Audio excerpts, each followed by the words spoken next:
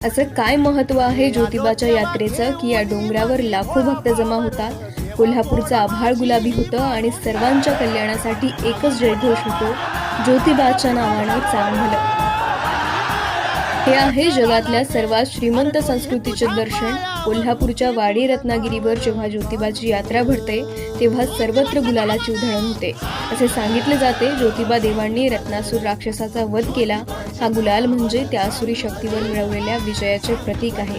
त्रेत भक्तांकडे असलेली ही शासनकाठी म्हणजे ज्योतिबा राजाच्या दरबारात हजेरी लावायला आलेले त्यांचे सरदार आहेत। लाखो लोकांच्या गर्दीत ही जड काठी तोडून धरणे हे शौर्य आणि एकतेचे प्रतीक आहे। ज्योतिबाला केदारेश्वर शिवाचा अवतार मानले जाते, जो निळा घोडा धारण करतात। म्हणूनच आजही अनेक भक्त देवाला घोड्याच्या लहान मूर्ती अर्पण करतात, जे प्रगतीचे प्रतीक आहे।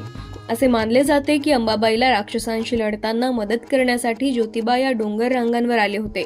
म्हणूनच आजही यात्रेच्या आधी अंबाबाईचे दर्शन घेण्याची प्रथा आहे।